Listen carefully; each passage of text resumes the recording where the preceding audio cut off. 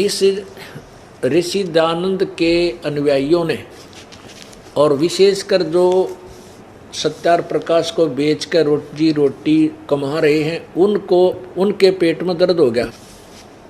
अब दयानंद जी के जो अनुयायी हैं विशेषकर वो जो सत्यार प्रकाश को बेच के अपना काम चला रहे हैं और वेदों को बेच करके अपनी दुकान चला रहे हैं, या फिर सत्यार प्रकाश की महिमा बताकर दुनिया को अपने पीछे लगा कर महर्षि आचार्य गुरु पद पर विराजमान है, उनको समस्या आ गई कि ये तुम्हारे चेले सब भागेंगे और तुम्हारी दुकानें बंद होंगी। तो उन्होंने ये क्रोथा कांड करवाया और राजा और प्रजा को भ्रमित कर दिया कि वहाँ सतलोक आश्रम क्रोथा में ऐसा बुरा कर्म होता है, वहाँ तो ऐसा होता है, बहन बेटियों की इज्जत लूटी जाती है, पता नहीं, क्योंकि इनका ज्ञान खत्म हो गया और जनता को भ्रमित करना इनका मुख्य उद्देश्य बन गया कि तुम्हारे ज्ञान की पोल खुलेगी, तुम्हारे अज्ञान की पोल खुलेगी और जनता तुम्हें थूक क्या करेगी, धक्का रहेगी, तुम किस सोए पड़े थे, इस ज्ञान को हमें बांट रहे थे। ये ऐसा शास्त्र, ये सत्यार प्रकाश जिसमें कोई सत्य नाम की चीज़ नहीं, पूरा वेद विरुद्ध ज्ञान भरा है। तो इन्होंने ये सोचा कि रामपाल को तो मार दो और आश्रम न उजाड़ दो, इतनी अफवाह फैला दो कि इनके शिष्य भी इससे दूर भाग जाएं। इन्होंने अपना पूरी कोशिश की। हरियाणा का मुख्यमंत्री भूपेंद्र सिंह हुड्डा जी, ये भी आर्य समाजी, इनका खूब दाव लग गया, इसको भ्रमित कर दिया कि वहाँ पर ऐसा गंदा कर्म होता है, ऐसा होता है। न्योना बताया कि हमारी खाल तार दी, हमारे अज्ञान की पोल खोल दी रामपाल ने, वह ना बताई। अब आई सामने सब कहे, ये सच्चाई अब ऊपर आकर रहेगी, इसको कोई रोक नहीं सकता। इनने तो अपने कर्म बिगाड़ लिए, अपने भाग फोड़ लिए, संतों और भक्तों को सता करके और परमात्मा का विरोध करके। ये कर कुछ नहीं सकेंगे, परमात्मा के सामने इनकी कोई अस्तित्व नहीं है, इनकी बिरान माटी होगी।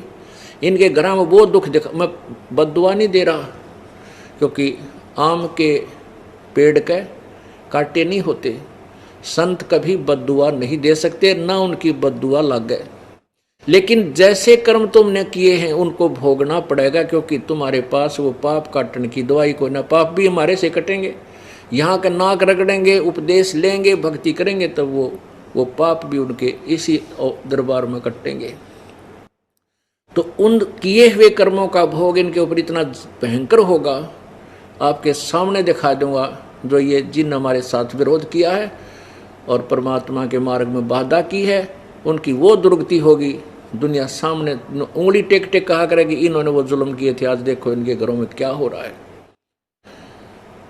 इनने पाप इतना कर दिया, मतलब ये दास ना बद्दुआ दे रहा है, ना इनको को श्राप दे सकता, ना श्राप मारा लाग गया किसी का, क्योंकि आम के पेड़ का कांटे नहीं होते, फल ही फल होते। तो संत बद्दुआ नहीं देते। आम के पेड़ पर टंग के को वैसे गिर कर टांग तोड़वा ले, वह बात दूसरी है। शराबी चढ़ जाए, ऊपर पड़ जाए नीचे, वो आम का दोष नहीं, वो उसके अपनी ही लापरवाही से ही चोट खाएगा। तो इन हमारा वाद विवाद चला था 2003 में, सन 2003 में आस्था चैनल पे ये प्रचार शुरू किया था हमने, हमारे भक्तों ने, तो जिसमें इन सब की पोल खाल उतरे थी इनके अज्ञान की। तो इन्होंने इतना विरोध कर दिया, सभी नकली संतों ने, ऋषियों ने, आर्य समाज के प्रधानों ने, वो हमारा बंद करवा दिया आस्था चैनल से। और फिर इनको पता लग गया कि तो थारी खाल उतर गई, तो 2004 से ये सक्रिय हो गए। 2003 से ही लोगों को भ्रमित करने लगे, वहाँ गुंडागर्दी होती है, सतलोक आश्रम में ये होता है। अब बड़ी जनता वहाँ तक तो आवा नहीं थी, उनकी बातें सुन सुनकर भ्रमित होगी। और फिर यही जो कर्म इन्होंने, जो जुल्म अब 12 जुलाई सन 2006 में किया और करवाया आर्य समाज के नेताओं ने, ये आर्य समाज के जो आर्य प्रतिनिधि के नेताओं ने, ये 2 जनवरी 2005 को करना था। उसमें हमने इनके इस दुष्कर्म के ऊपर इस सम्मेलन का जो है कोर्ट से स्टे ले लिया था, जब तक ये बच गया था। फिर इन्होंने बाद में मुख्यमंत्री जी हरियाणा का आर्य समाजी आ गया, इसको भी इन्होंने मूर्ख बना दिया इसको भ्रमित कर दिया कि वहाँ ऐसा होता है, वहाँ ऐसा होता है, तो गुंडा आदमी है, गुंडे वहाँ गुंडे रखता है, औरतें जाती हैं तो फिर राजा और प्रजा को भ्रमित करके वो अन्याय करा दिया। लेकिन हम ना किसी का विरोधी हैं, हम अपने अपने परमात्मा के सहारे ऊपर उठेंगे और एक दिन दिखा देंगे सच क्या है और झूठ क्या है। हम किसी को बद्दुआ नहीं दें, ना हम किसी का बुरा सोच भी नहीं सकते, करना तो बहुत दूर की बात है। अगर हम किसी का बुरा सोचते हैं तो भी हमें पाप लगता है, क्योंकि हम किसी को मान ले बद्दुआ दें या उसका विरोध करें तो क्या हम भगवान से बड़े हो गए कि हम भगवान के उनके जो कर्म में है, भाग में है, उसको हम नहीं टाल सकेंगे, क्योंकि भगवान का लिखा हुआ। हाँ, उनके पाप कर्मों को टाला जब जा सकता जो भगवान के उस मंत्र से जुड़ जाएंगे, कोई भी हो। तो इसलिए हम परिचित हैं कि हम किसी के कर्म में बाधा नहीं कर सकते, बुरे हो सकते हैं। मान लीजिए किसी के भाग में राज्य है और हम सोचें उसके राज ने खत्म कर दिया, फिर हम तो भगवान से बड़े हो गए? नहीं, जब तक उस जिसके भाग में जो वस्तु है वो मिलेगी, और जब पुण्य कर्म क्षीण हो जाएंगे या बैटरी डिस्चार्ज होएगी, फिर आप पड़ा पड़ा रोएगा वो व्यक्ति, कोई भी है चाहे। तो वो दुखों का जब दौर शुरू होगा तब उसको याद आएंगे अपने किए हुए कुकर्म। तो हम इस परमात्मा के विधान से परिचित हैं, हम किसी की विरोध नहीं कर सकते किसी भी मार्ग में। हाँ, हम अपना पक्ष अवश्य पेश करते रहेंगे। जैसे हम परिचित इस ज्ञान से कि जैसे कंस को आकाशवाणी होगी कि तेरी बहन की 8वीं संतान तेरी मौत का कारण होगा। अब कंस ने उसी समय अपने बहन और बहनोई को मारना चाहा, खत्म करना चाहा। तो उन दोनों ने हाथ पैर जोड़ के कहा कि आप हमें मारो मत, आप हमें अपनी कैद में डाल लो, जितनी भी संतान होगी हम आपको देते रहेंगे, आप कुछ भी करना है।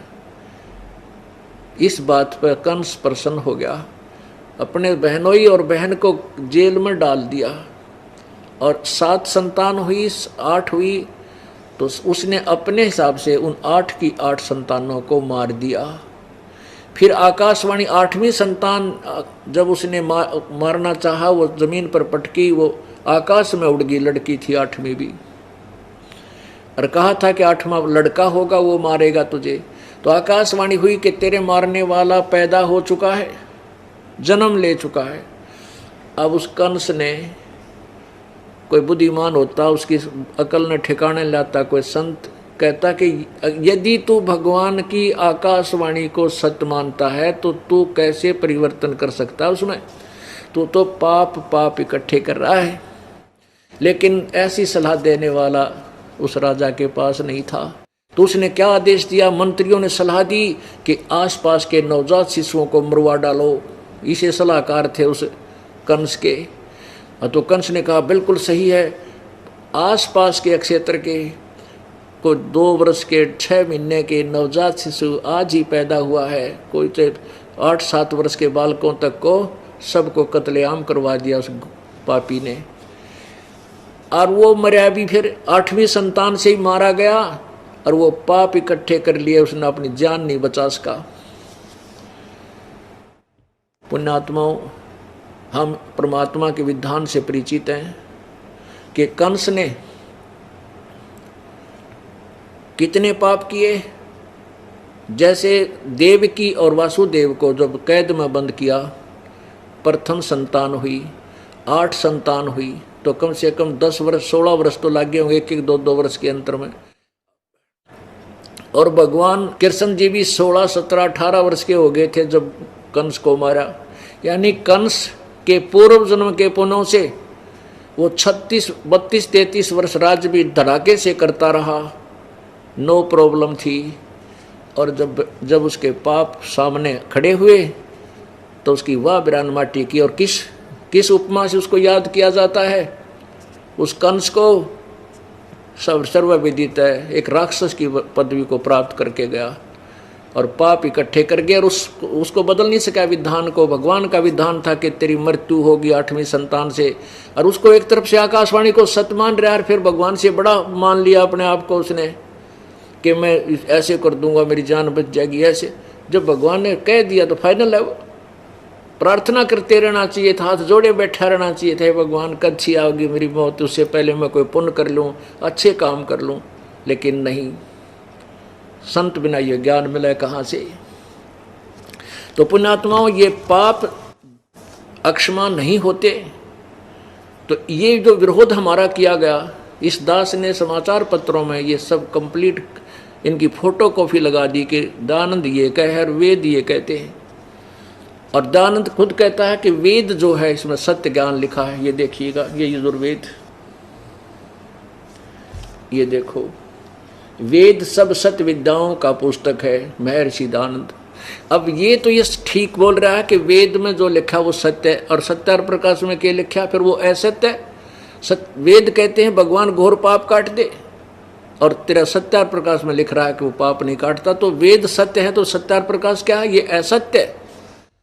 इतनी सी बात थी। इन रोजी रोटी के कमाने वाले आचार्यों ने इन्हें सोचा तुम्हारी तो भी इतनी बूंदी बेइज्जती होगी, दुनिया के थूकेगी, तुमने के कहेगी, संस्कृत के ज्ञाता कवा, और वेद तुमने पता भी कोई ना क्या लिखा है। तो इस कारण से इन्होंने हमारा वेद विरोध शुरू किया।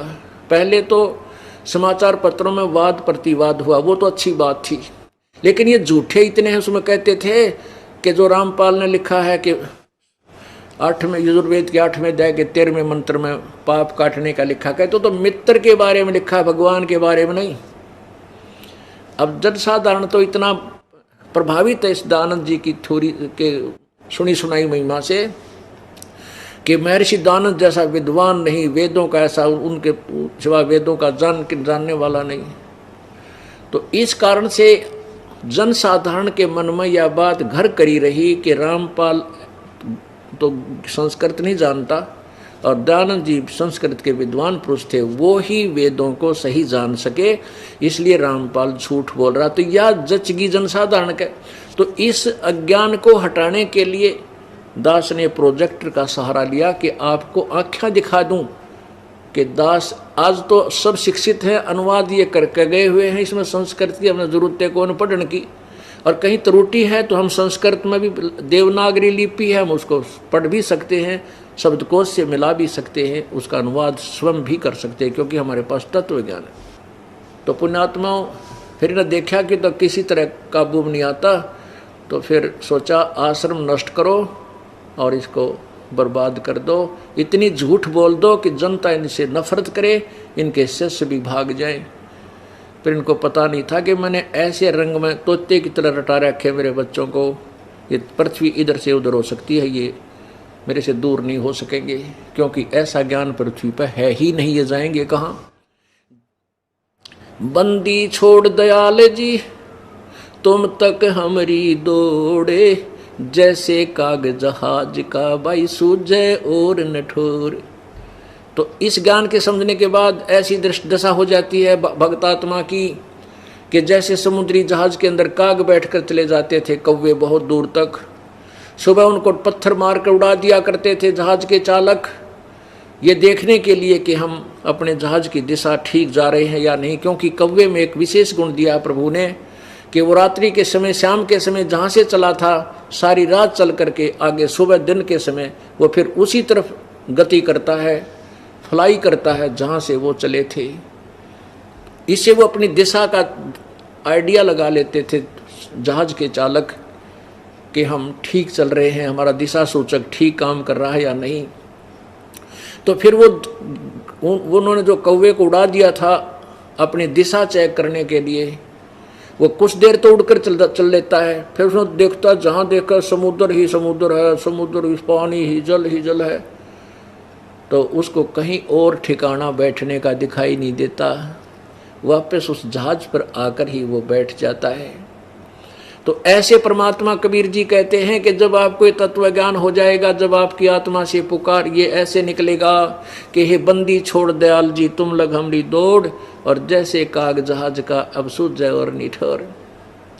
पहले से ज़्यादा शिष्य हो गए और पुराने वाले ज्यों के तो 100% परमात्मा के चरणों में बैठे हैं, और पहले से बड़ा आश्रम बना दिया बच्चों ने। परमात्मा की कृपा से। तो पुण्यात्माओं, ये परमेश्वर कबीर जी के वचन हैं कि बिचली पीढ़ी में, ये बिचली पीढ़ी शुरू होगी है, इसमें तत्व ज्ञान पूरे विश्व में जागा। कबीर भगवान का पूरा विश्व शांत होगा, पूरे विश्व में परमात्मा की महिमा का प्रचार होगा, सब जीव सुखी होंगे और परमात्मा प्राप्ति होगी।